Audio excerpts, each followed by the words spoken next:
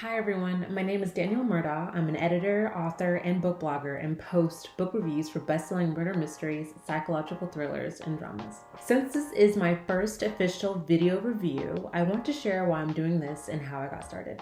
Last year, May 2001, I published my first book called Runaway, a psychological thriller that follows a young woman as she tries to solve her estranged brother's death after he ran away from a cult years ago. So much has happened last year, from planning my wedding to getting married to starting a new job to moving.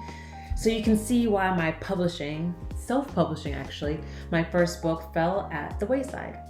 As I ventured into 2002, I happened to pick up a copy of my book on my husband's bookshelf above his desk and flipped through a few pages. As I was reading, I was quickly reminded of how important anyone's first book is and how this book was valuable to me and to, my history as an author, and how this book could be valuable to help in starting my own platform and brand, and as well as giving me the gumption to start my own bookstagram.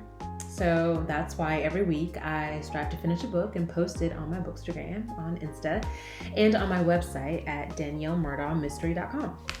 So now that you know a little bit about me, let's dive into the review. The Silent Patient by Alex Michaelides. I really hope I'm pronouncing the name right. Alex Michaelides. Excuse me if I'm not pronouncing that correctly, is a twisty psychological thriller about a woman convicted of murdering her own husband and the criminal psychotherapist determined to unravel her story. Fast forward before the tragic incident, and you'd never assume that the seemingly perfect woman and talented artist, Alicia Berenson, could ever shoot her husband 5 times in the head. 5 times. Traumatized by the experience of her husband dying by her own hand, Alicia hasn't uttered a single syllable since and is mute. Now Alicia spends her days locked away in a private mental facility as the world fantasizes over the case. Gabriel Berenson's murder, her husband, hits the tabloids, and now everyone wants to buy art from the Silent Patient, aka Alicia Berenson. The story hops from Alicia's point of view to the accounts of Theo Faber, the criminal psychotherapist, and the finale, the story, it weaves together into a pretty interesting ending that will definitely keep you thinking for a little bit. But yes, very twisty. I will say that. The ending is very twisty and yes, unguessable. You will read this book, you will try to predict what's going to happen, all in vain, because the ending is going to slap you across the face. Fast forward before the tragic incident, and you would never assume that Alicia Berenson is capable of murdering her husband. She's a seemingly perfect housewife, an artist, and her husband is well renowned somehow. They're both pretty important people, pretty uppity, well-to-do. So it completely throws everybody back when this woman is being arrested for shooting her husband not once, not twice, but 5 times in the head. Whoa. So obviously there's some kind of reasoning there. Or did she even do it? That's kind of like the whole story. As mysteries go, I would say that it's pretty good. I mean, you're gonna obviously want to keep reading because you're gonna wonder, did this woman really kill her husband? I mean, we're literally hearing her point of view from her diary. So, you naturally start to, I guess, not side with her, but understand and relate with her character. So you really do become interested to know. And then as you learn a little bit more about Theo, you understand about his motivations, why his past and his present play into his desire to figure out whether or not Alicia pulled the trigger 5 times. Let's talk about the pros. Let's talk about what I liked about this book. All right. Well, as I have said before, as mysteries and psychological thrillers go, technically, The Silent Patient hits all the marks. It is well written. It's a well-composed story. It gives you that detailed, desired surprise twist that everybody expects from a best-selling novel. The storyline is unique, it's captivating, it's original. The tone is very grabbing, and the lack of predictability is, well, it's nice. I appreciated the dual POVs. I'm a sucker for POVs, different POVs in a story, for flashbacks. I love being able to compose and create a story based on a lot of different scenes coming together. So I really liked that, being able to kind of piece the story together like a puzzle based on all the different anecdotes and personable accounts. So that was great. The author also has really great descriptive writing, and he uses a lot of similes. So it really helps provide a graphic illustration of how the characters feel and what they're thinking in that moment. I go back and forth with how I feel about the ending.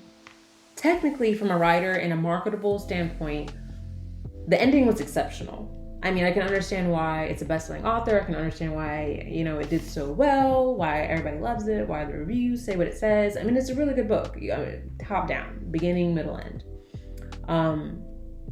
As I address the book from a reader's perspective, it can take you aback. Having listened to it as an audiobook, actually, I had to rewind the ending multiple times just to wrap my head around it. Like, am I hearing this correctly? Am I understanding this for what it is? Because it's, it's speculative. It's not close-ended. And, you kind of wonder, does justice prevail?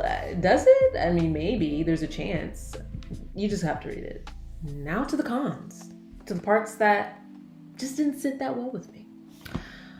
Okay, well, as I mentioned earlier, the ending, it's just, it hits you different ways. On one part, I have to say, again, from an author standpoint, I'm a little jelly. Like, I liked the ending from the fact of, like, he thought of that, he wrote it, and I can see why, again, it has the publicity and the rave that it has. Rave reviews for the ending, I get it.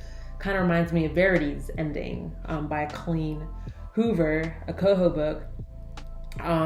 It's just open-ended, and it leaves you wondering, what just happened and what is happening and what happens. Like, I don't know, but it definitely is a good ending. The only thing is, as a reader, you're left feeling just like a few strands are a little loose, like I could have liked maybe to feel justice.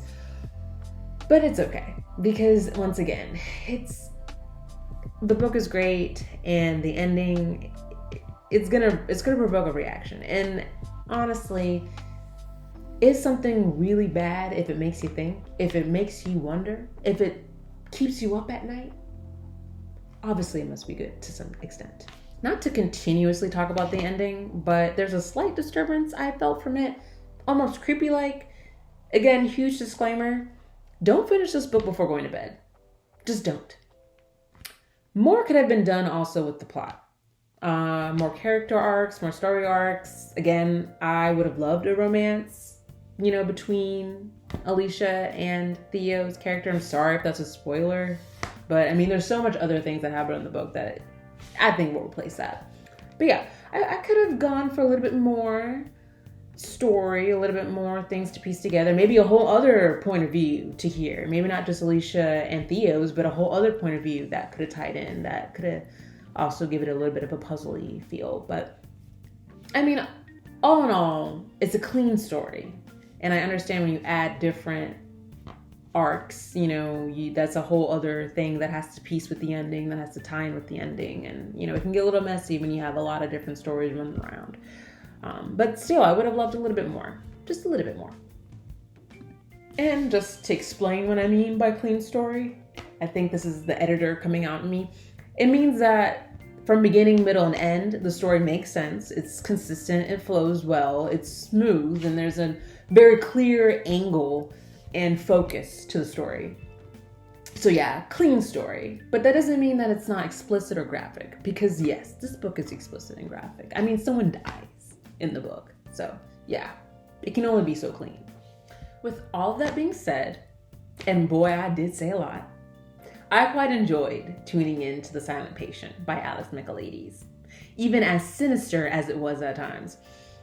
It just was a good book. Point blank. As an avid fan of psychological thrillers and murder mysteries, this book was right up my alley. It may not have been my favorite book, but I definitely would recommend it because technically it was good. But huge disclaimer, for anyone who prefers stories on the lighter fare or with closed endings, this book may be a little too dark for your diet. And consider this an official warning. an official warning. So once again, if you like closed endings or you like books with happy endings, I just wouldn't do it.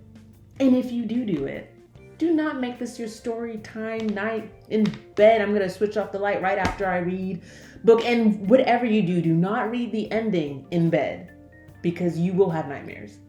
I promise you, you will. Now here's the fun part. This is the part where I tell you my rating and we compare it with Goodreads. So here we go. My rating, 4.0 out of 5 stars. And I'm just gonna give you guys, since this is the first video review, I'm just gonna let you guys know how I rate. So obviously 1 would just be like not even good. I don't even know. I mean, I would make a review if a book was a 1 out of 5, but I mean, would I even like navigate toward that? I don't know. A 2 out of 5 would be, you know, it's just technically not a good book. I mean, it sounds like fan fiction. Yeah, I would say like that would be a 2. A 3 would be a decent book, but just not worth recommending.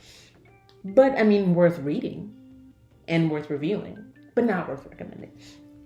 4 out of 5 is solid. That's like a B, maybe even a B plus. You can even consider an A. A 4 is not bad.